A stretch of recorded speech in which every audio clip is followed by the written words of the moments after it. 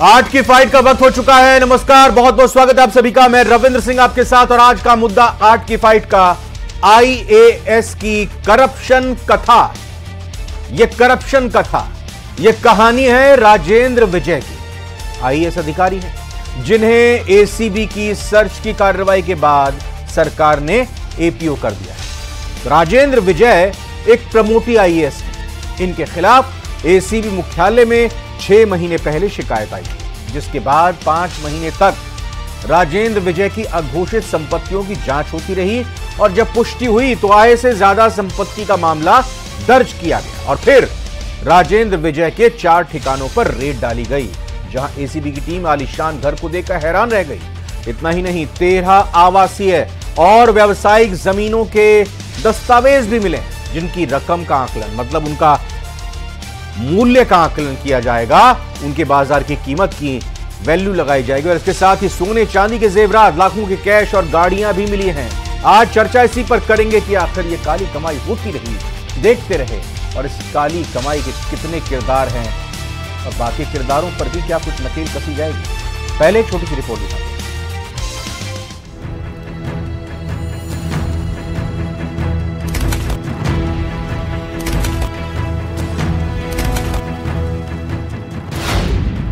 IAS की संपत्तियां आलीशान, एसीबी के अफसर हुए हैरान।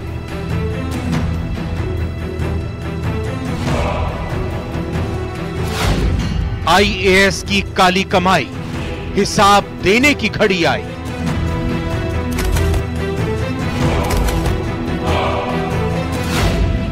करप्शन कर संपत्ति जुटाई, फिर एसीबी रडार पर लाई।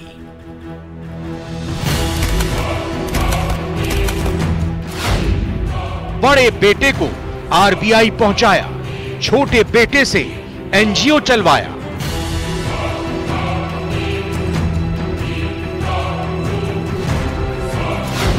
आईएएस की करप्शन कथा।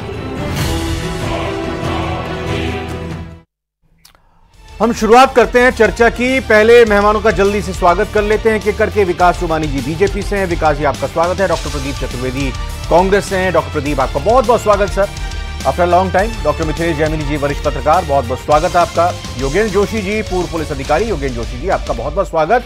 मिथिलेश जोशी जी, पहले सवाल मैं आपसे करूंगा। मेरे अंदर एक कंफ्यूजन है, मैं चाहूं क्योंकि आप वरिष्ठ पत्रकार हैं, थोड़ा मेरी मदद कीजिए उसको सुलझाने में। समझ नहीं आ रहा कि ये जो आईएएस को पकड़ा है, या यूं कहें कि आईएएस के ऊपर जो कार्रवाई हुई है, इसको लेकर सरकार की सिस्टम की पीठ थपथपाई जाए कि चलिए आखिरकार एक धन कुबेर को पकड़ा है, या फिर यह सवाल सिस्टम से पूछा जाए कि इतने साल बाद अब तक कार्रवाई क्यों नहीं हो पाई थी।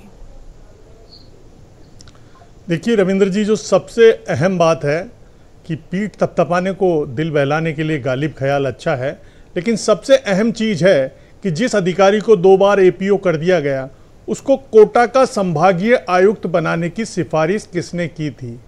कौन था वो महान राजनेता जिसकी सिफारिश पर, क्योंकि कहा जाता है जो सोशल मीडिया पर आज लिखा जा रहा है, एक मिनट सर, सिफारिश की थी, मतलब आप ये कह रहे हैं कि सिफारिश से आयुक्त बनते हैं विकास जी? बिल्कुल बिल्कुल विकास जी, सिफारिश से नियुक्ति होती है कोटा में। एक मिनट आ रहा हूं, छोटे छोटे क्वेश्चन ले लेते हैं आज। विकास जी, रविंद्र जी, जो बात मिथिलेश जी कहना चाह रहे हैं, वरिष्ठ पत्रकार है, वो ये कह रहे हैं कि सिफारिश से संभागीय आयुक्त लगते हैं, जबकि भारतीय जनता पार्टी की सरकार में जिसकी चुनरी में दाग था, चुनरी में दागदार को आपने कोटा का संभागीय आयुक्त बनाया। जो शिक्षा नगरी है, जो शिक्षा नगरी है, जहाँ जमीनों के दाम आसमान। प्रदीप जी, यही सवाल आपसे, क्या सिफारिश से नियुक्तियां होती हैं? भाई बता दीजिए खुलकर, सब जानते हैं, आप खुलकर अगर बताएंगे तो और अच्छा होगा। मुस्कुरा रहे हैं, काफी कुछ छुपा रहे हैं। रविंद्र जी, इनकी चतुर्वेदी जी, आपसे पूछ रहा हूं, भारतीय जनता पार्टी सिफारिश से होती है नियुक्तियां?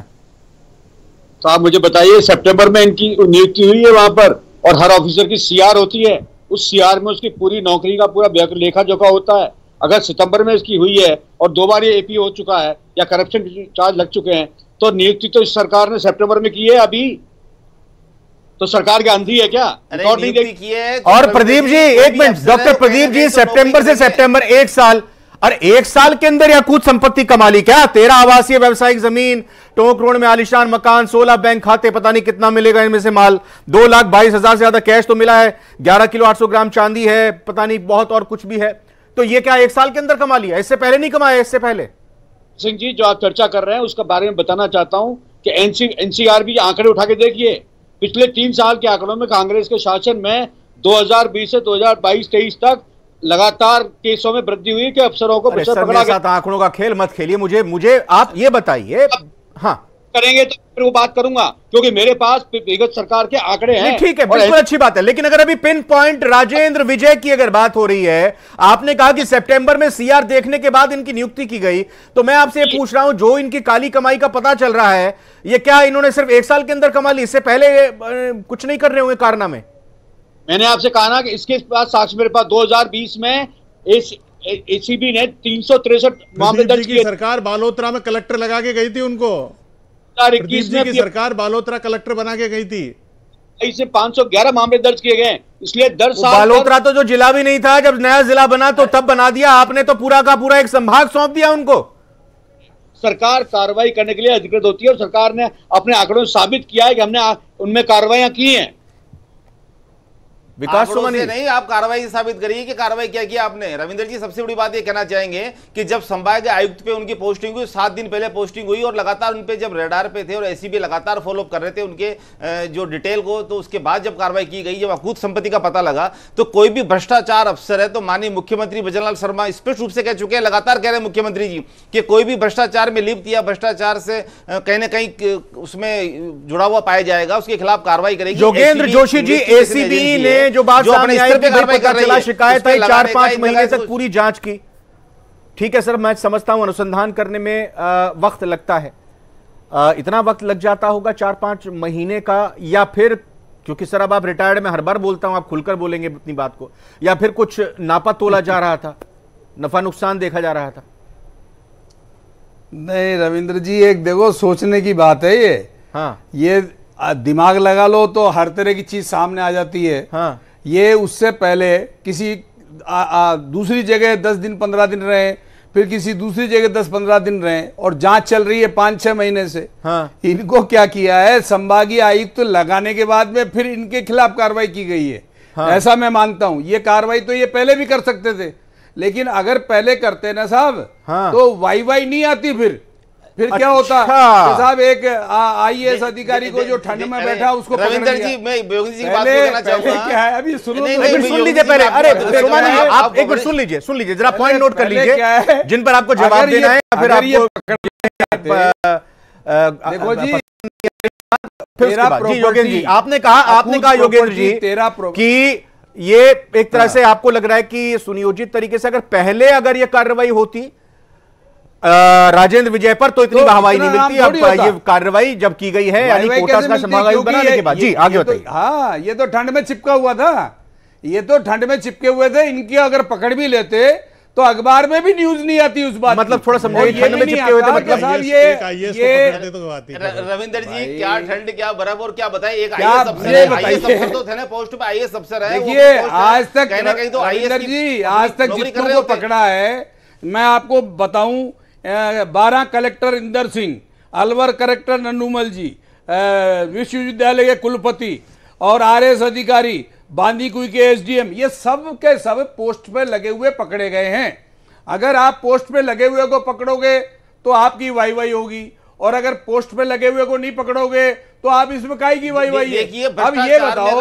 नहीं सर, एक मिनट, मैं योगेंद्र जी इस पे एक चीज पूछूंगा। मेरा आवाज रखिएगा, ऑडियो मेरा रखिएगा, कोई नहीं। ये बताएं योगेंद्र जी, लेकिन वाहवाही के साथ साथ सरकार की किरकिरी नहीं होगी कि भाई एक संभाग आयुक्त के पद पर तैनात व्यक्ति इस तरह से अकूत संपत्ति का मालिक पाया जा रहा है? तो आप इसको कैसे जस्टिफाई कर सकते हैं? आप क्या तर्क दे सकते हैं कि सरकार कार्रवाई करके ज्यादा सरकार की किरकिरी कैसे होगी? अपनी किरकिरी बचाने पर उतनी उसकी इस सरकार की किरकिरी नहीं होगी ना। ये सरकार तो 8 महीने पहले आई है और ये संपत्ति तो पुरानी इकट्ठी की हुई है, तो इसमें किरकिरी काहे की होगी इस सरकार की? अगर इस सरकार में इसने खरीदी हो कोई प्रॉपर्टी और ये की पोस्ट पे रहा हो तो किरकिरी होती है। आप बताइए, 13 प्रॉपर्टी 8 महीने में नहीं खरीद लेगा। ये तो 2 जगह कलेक्टर रह चुका है और ये संपत्ति कभी की ले रखी है इसने, अपने बेटों को नौकरी कभी के लगा दिए हैं। बात ये नहीं है, बात ये है कि हम चूज एंड थ्रो की प्रॉपर्टी का ये करते हैं कार्रवाई, ये उचित नहीं है। इस तरह के आईएएस अधिकारी, आईपीएस अधिकारी तो असंख्य हैं जयपुर में, जिनके पास प्रॉपर्टी है, ये हिसाब थोड़ी देते हैं। अभी यूपी सरकार ने 5000 कर्मचारियों के मांगे, भाई आप अपनी प्रॉपर्टी का हिसाब दीजिए, करीब 100-500 ने दिया, बाकी किसी ने दिया ही नहीं। हमारे राजस्थान में इनसे पूछ लो कि कितने आईएएस आईपीएस ने अपनी प्रॉपर्टी, अपने परिवार की प्रॉपर्टी, उसका ब्यौरा इनको दे रखा है। देखे, ये पूछ के बता दे, अगर इसको दे रखा होता तो इस आईएएस की प्रॉपर्टी का हिसाब भी राज्य सरकार के पास होता। तो ये क्या करते हैं, अपना नाम कमाने के लिए पकड़ा दखड़ी करते हैं। विकास सोमानी जी जो सवाल उठाए, तो आज ये और जो सवाल पूछा, सवाल ये पूछा कि भाई कितने आईएएस अधिकारियों ने अपने परिवार और अपने संपत्ति का ब्यौरा दिया है, और सवाल ये उठाया कि ये अगर इच्छा है कोटा संभाग आयुक्त बनाने के बाद कार्रवाई की, इनका जवाब दे दीजिए। 1 जनवरी 2025 तक हम सभी राज्य कर्मचारियों की प्रॉपर्टी का ब्यौरा लेंगे। जी जी जी, दे रहे हैं जवाब विकास जी, प्लीज विकास जी। जाए रविंदर जी, ये योगेंद्र जोशी जी पुलिस अफसर रहे हैं और वो जानते हैं कि इन्वेस्टिगेशन की प्रक्रिया क्या होती है, कोई पकड़ा दकड़ी ऐसे नहीं होती है, लगातार कार्रवाई की जा रही है भ्रष्टाचारियों के खिलाफ। अब मैं आपको बात कहना चाहूंगा कि राजस्थान सिविल सेवा नियम 1996 के अंतर्गत जो है अनिवार्य सेवानिवृत्ति का जो प्रावधान, अगर 15 साल से अधिक की नौकरी हो गई और लगातार कदाचार में और लगातार भ्रष्टाचार में लिप्त पाया जा रहा है, तो माननीय मुख्यमंत्री भजनलाल शर्मा जी ने एक आदेश जारी कर दिया, सभी विभागों का आदेश हो जा चुका है कि उन जो भी भ्रष्टाचार में और लगातार अपने कर्तव्यों के प्रति निर्वहन सही नहीं कर रहे हैं, उनके खिलाफ एक रिपोर्ट भेजी जावे। जो 15 साल से अधिक जिनकी नौकरी हो गई, तो उनको सेक्शन 53(1) के अंतर्गत उनको अनिवार्य सेवानिवृत्ति का कार्यक्रम के लिए भी आदेश जारी कर दिया। अब आप सुनिए, दूसरी बात मैं कहूं रविंद्र जी आपको, तो एक अधिकारी मिले 15 साल से ज्यादा की सर्विस वाले अभी तक। अरे रविंद्र जी, मैं बात करना चाह रहा हूं, आप मेरी बात सुनिए। अभी तो ये रिपोर्ट बनाने के लिए कहा है। दूसरी बात मैं एक बात और कहना चाहूंगा कि भरतपुर में डॉक्टर अनिल गुप्ता थे, जो भरतपुर जहां माननीय मुख्यमंत्री भजनलाल शर्मा जी का ग्राम, वहां देखें आप डॉक्टर अनिल गुप्ता जो लगातार भ्रष्टाचार में लिप्त थे और 2022 के लगभग से उन पर लगातार जो है अभियोजन स्वीकृति नहीं दी जा रही थी और उनके खिलाफ उनपे कई नेता के संपर्क थे कांग्रेस समय में और वो बचा रहे थे, उनको अभियोजन स्वीकृति। ममता यादव जो उपायुक्त जयपुर विकास प्राधिकरण में थी, उनके गहलोत सरकार में एक राज्य मंत्री ने चिट्ठी लिखी कि उनकी अभियोजन स्वीकृति जारी नहीं किया जाए, गहलोत मुख्यमंत्री जी को, उनको अभियोजन स्वीकृति दी। उसके बाद आप देखिए कृषि अधिकारी प्रबोधदान सिंह, उनको अभियोजन स्वीकृति दी। लगातार भारतीय जनता पार्टी की सरकार, मुख्यमंत्री भजनलाल शर्मा जी कैसे आप देखते हैं विकास सोमानी जी के जवाब को, और जो एनसीआरबी के आंकड़ों का हवाला प्रदीप चतुर्वेदी जी ने दिया और बताया कि पहले की सरकार में यह सब कम होता था या होता नहीं था।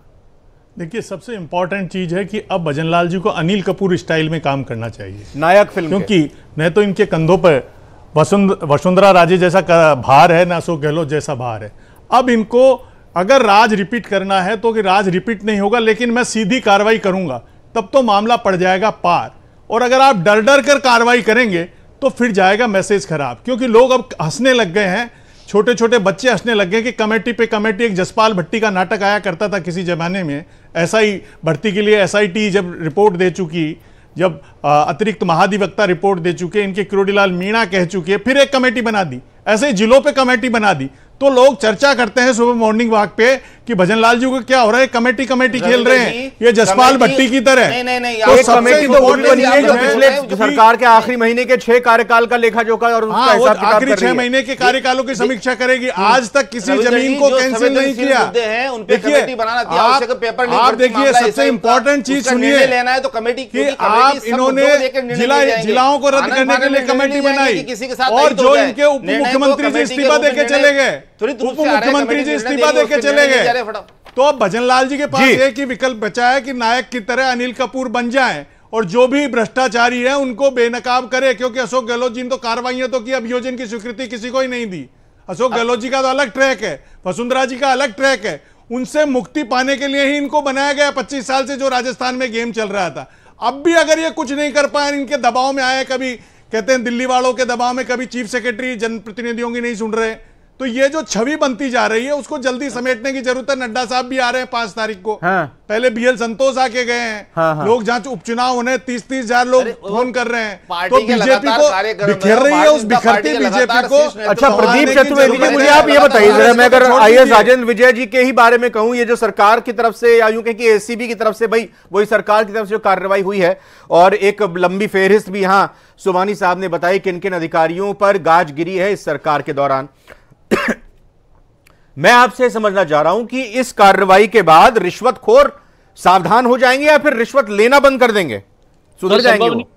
ये संभव नहीं है रविंद्र जी। ये सरकार पर्ची की सरकार है। मुख्यमंत्री पर्ची से बना है, मंत्री पर्ची से बने हैं, अफसर पर्ची से पोस्टिंग। ये गलत बात है रविंदर जी, बार बार आप अपने कार्य के बारे में बोलिए। आपके पास बोलने के लिए प्रदीप जी और कुछ बताइए कि ये कार्रवाई अब देखिए। प्रदीप जी आपके म्यूट हो गए, प्रदीप जी आपकी आवाज चलेगी। पार्टी की प्रदीप जी म्यूट हो गए, आपकी आवाज नहीं मिल रही हमको। जुल्फिकार IAFS है, उनको म्यूट हो गए आप। किया, लगातार किया है। अब लगातार कार्रवाई भारतीय जनता पार्टी सरकार। झूठ तो कांग्रेस बोल रही है, कांग्रेस से बोलने के लिए सज्जन झूठ कुछ ही नहीं है। बताने के लिए कांग्रेस के पास क्या अभियोजन स्वीकृति 200% अफसरों की पेंडिंग रखी है। गहलोत साहब खुद स्वीकार कर चुके हैं। गहलोत साहब के इंटरव्यू में ये कहा उन्होंने कि मैं हो सकता है कि मेरे पास जो डिपार्टमेंट है उनमें भ्रष्टाचार प्रॉब्लम आ रही है। डॉक्टर प्रदीप जी आपकी तरफ से इस तरह की बातें एक मुख्यमंत्री के मुंह से। अरे विकास जी, आपके मंत्री ने तो ये कह दिया विधानसभा में कि अगर मेरा PhD में भ्रष्टाचार के खिलाफ कार्रवाई करने लगा तो एक मंत्री कर्मचारी नहीं बचेगा। तो मनीष बेनीवाल को क्या बना रखा आपने? कार्रवाई करने के मनीष बेनीवाल को क्या बना रखा? जो मनीष बेनीवाल पिछली सरकार में 10 लाख की रिश्वत लेकर पकड़ा गया। करते जा रहे हैं। मनीष बेनीवाल क्या है अभी? आप बता दीजिए किस पद पर मैं मनीष बेनीवाल? उस मनीष बेनीवाल को आप गले के चिपका के बैठे हो, जो महेश जोशी का भी खास था, अब कन्हैयालाल का भी गले से कोई चिपका हुआ नहीं है। इन्वेस्टिगेशन के आधार पर जब इसकी गिरफ्तारी होगी, भ्रष्टाचार में किसी का बचाव नहीं किया जा रहा। जल जीवन मिशन के लिए आपने कहा था किसी गिरफ्तार नहीं कर। हाँ प्रदीप जी, अब आपकी आवाज मिल रही है हमको, अब आप अपनी जवाब को दे सकते हैं। कुछ आपके नेटवर्क प्रॉब्लम आपकी एंड से थी। मैंने सवाल पूछा था आपसे कि भाई रिश्वतखोर सावधान हो जाएंगे, सुधर जाएंगे आप? रविंद्र जी, सवाल इस बात का नहीं है। मैं आपसे भी कहना चाहता हूं कि प्रभावी मुख्यमंत्री का अगर रोल होता है और सरकार पर नियंत्रण होता है तो सारी चीजें कंट्रोल की जा सकती है।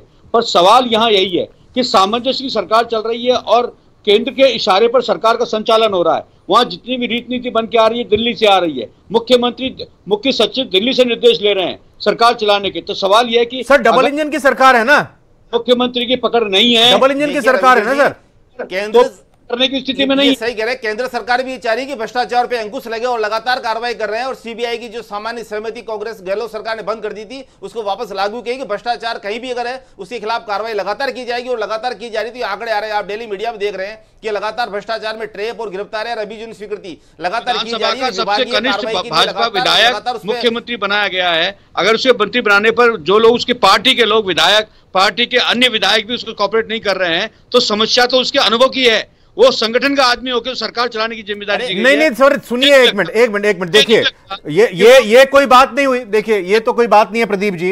अब आप बताइए, अगर ये सवाल अब आपसे पूछा जाए कि राहुल गांधी को कितना तजुर्बा था, कितनी उम्र थी जब उनको पार्टी का अध्यक्ष बनाया गया था, तो ये जरूरी नहीं है कि अगर किसी को कप्तान बनाया जाता है तो उसका तजुर्बा, उसकी उम्र अपने बाकी साथियों से ज्यादा हो। तो इस चीज को नहीं देखना चाहिए। वो काबिल कितना है, योग्य कितना है, इस पर चर्चा होनी चाहिए। कई बार विधायक सांसद चुने जा चुके हैं, उनको संसद का लोकतंत्र का अनुभव है, उसी अनुभव काम कर रहे हैं। पहली बार विधायक बने आदमी को मुख्यमंत्री बनाएंगे, उसका प्रभाव न पार्टी पर हो सकता है न सरकार पर हो सकता है। ये व्यवहार और अनुभव की बात है। प्रदीप जी, ये जो आप जिस तरह की चर्चा कर रहे हैं, चर्चा को ये चर्चा करने लायक नहीं है। जब अशोक गहलोत जी पहली बार सीएम बने थे, जिस तरह से सरकार चला रहे और जिस तरह से कार्रवाई कर रहे हैं, चाहे युवा, महिलाओं, सबको सुशासन देने की जो कार्रवाई लगातार राजस्थान में की जा रही है वो आप सबके सामने है। और लगातार चाहे मिथिलेश जी, प्रदीप जी पूछ रहे हैं जब पहली बार बने थे 90 के दशक में अशोक गहलोत, तब कितनी उम्र थी उनकी? पहली बार सीएम बने थे परशुराम मदेरणा, गुलाब सिंह सख्तावत, तमाम बड़े खेत सिंह राठौड़, तमाम नेता हाथ पे हाथ धर के मल रहे थे। और अशोक गहलोत के लिए सब कह रहे थे कैसे सरकार चलाएगा। वो 5 साल सरकार चलाई ने, सबको पानी पिलाया। तो वही भजन लाल जी है। आप अड़के में क्यों ले रहे हो इस बात को? जब अशोक गहलोत करे तो ठीक है, जब अशोक गहलोत ने सबको पानी पिलाया ना। अच्छा जोशी सर, मुझे एक चीज बताइएगा, आप ये बताएं कि ये जो ACB की कार्रवाई पे कार्रवाई, अलग अलग अधिकारियों पर कार्रवाई, हरी झंडी मिल रही है, ये सर ACB की कार्रवाई पूरी कब तक होगी? ये दोषी कब तक करार दिए जा सकते हैं? जो संपत्ति, जो काली कमाई उन्होंने अर्जित कर ली है, क्या वो सरेंडर करनी पड़ेगी, जब्त कर ली जाएगी? सर इस पूरे प्रोसेस में कितना वक्त लगेगा, कितना वक्त लगेगा? देखिए रविंदर जी, कानूनी प्रावधानों में तो लंबा समय लगता है। इनको एक तो स्पेशल कोर्ट बनाने चाहिए, एक टाइम बाउंड इसका इन्वेस्टिगेशन होकर के चालान पेश होना चाहिए, अभियोजन स्वीकृति समय पर मिलनी चाहिए। लेकिन क्या होता है कि ये एंटी करप्शन जो है विभाग, ये राजनीतिक जो पार्टी होती है जिसका शासन होता है, उनके गुण अवगुण देखने के बाद में कि किसके खिलाफ क्या कार्रवाई करनी है, ये करवाते हैं कि साहब हमारी सरकार की अगर वाई लेनी है तो अच्छी कार्रवाई करेंगे। जैसे गहलोत जी साहब ने खूब कार्रवाई कराई, 1700 2000 के आसपास कार्रवाई कराई उस समय, लेकिन नील बटा नील सजा किसी को नहीं मिलती। सजा किसको मिलती है? किसी ने 2000 रुपए लिए, किसी ने 5000 रुपए लिए, किसी ने 5 रुपए लिए, उनको तो सजा मिल जाती है। और जिनके आज तक मेरे को पता नहीं है, लेकिन जिनकी आय से अधिक संपत्ति है उसको आज तक किसी को सजा मिली ही नहीं है। और अगर ये किसी को सजा दिला देंगे तो ये धन्य होंगे कि इतना बड़ा काम कर लेंगे। ये अभी आप देख लीजिए, आरएमसी में देख लीजिए क्या गजब हो रहा है। आरएमसी के अंदर जो काबिल नहीं है, जिनके कागज सही नहीं है, वो लोग यहाँ डॉक्टर। अच्छा मिथिलेश जी, ये बात फिर समझ में नहीं आ रही कि भाई एक सिफारिश लगती है कि भाई इनको संभागायुक्त बना दीजिए, और फिर दूसरी तरफ पता चल जाता है कि इनके ऊपर कार्रवाई कीजिए, अब इसको हरी झंडी दे दी जाती है। ये क्या मतलब, अंदर खाने चल क्या रहा है, खेल क्या है? देखिए कहीं न कहीं देखिए जो पावर सेंटर है वो डिवीजन है। ये एक आई ओपन ट्रूथ है कि बीजेपी में कहीं न कहीं जो डिवीजन है, क्योंकि अजमेर जो आईजी की पोस्ट है उस पर डीआईजी लगाए हैं ओम प्रकाश मेघवाल, तो वो आईजी की पोस्ट है लेकिन डीआईजी को लगाया है। अब वो कह रहे हैं कि साहब वो नागौर भी रहे, कोटा भी, टोंक भी रहे, इस पूरी रेंज में रहे, और 2 उपचुनाव होने, देवली, उनियारा, खींवसर, उसमें एससी के वोट आ जाएंगे। तो ये जो पॉलिटिकल बेनिफिट लेने के लिए जो अफसरों की अपॉइंटमेंट होती है, वैसा ही कुछ हुआ है। सुमानी जी, आप बताइए कि साफ तौर पर आप ये कहेंगे कि अशोक गहलोत जी की मर्जी के बिना कार्रवाई लगातार जारी रहेंगी, वैसे ही कोटा के लिए कहा जाता है कि बिना दिल्ली की मर्जी के कोटा में कोई नहीं लग सकता। एक बात मिथिलेश जी बताऊं आपको कि समय नहीं है, जल्दी से। डीआईजी जो एससीबी में थे, आप देखिए उनको भी तुरंत प्रभाव से कार्रवाई की गई, उनके खिलाफ भी अभियोजन स्वीकृति लगाई। आप देखें बड़े बड़े आईपीएस, चाहे आईएएस, अब आप देखें कि इंदु भूषण आईपीएस थे, 2018 भारतीय जनता पार्टी की सरकार थी, उस सरकार थी, उन्होंने कार्यमुक्त कर दिया इंदु भूषण और आईएएस। डॉक्टर प्रदीप, आपकी तरफ से, कांग्रेस की तरफ से कहा जाता रहा कि भाई हमारे वक्त की, हमारी सरकार के वक्त के अधिकारी लगाए हुए थे, अब देखिए उनके ऊपर कार्रवाई अगर की जा रही है पूरा सब कुछ होमवर्क करके, तो फिर आप भी तब भी दिक्कत हो रही है। वाहवाही तो दे दीजिए एक बार संक्षेप में, सर 10 सेकंड 15 सेकंड। मिथिलेश ने सही कही है कि कोटा में किसी ऑफिसर की पोस्टिंग बिना बिरला जी के बिना पूछे नहीं हो सही है। उनकी शय पर सारे वहां पोस्टिंग, पब्लिक ओरिएंटेड जितने भी पोस्टिंग हैं वो बिरला जी, भारतीय जनता पार्टी को। अच्छा, रविंदर जी, और जब धारीवाल जी हुआ करते थे कोटा में तो उनकी मर्जी के बगैर हो जाता था, वहां पर पत्ता भी हिल जाता था। बहरहाल इसी के साथ बहुत बहुत धन्यवाद आप चारों का आज हमारे साथ चर्चा में शामिल होने के लिए। तो ये पूरी भ्रष्टाचार के खिलाफ कार्रवाई आगे तक जानी चाहिए, राजनीतिक आरोप प्रत्यारोप से ऊपर उठकर तमाम सफाई का जो काम सरकार की तरफ से या मुख्यमंत्री अपनी तरफ से करना चाह रहे हैं उसको दूसरे नजरिए से नहीं देखना चाहिए।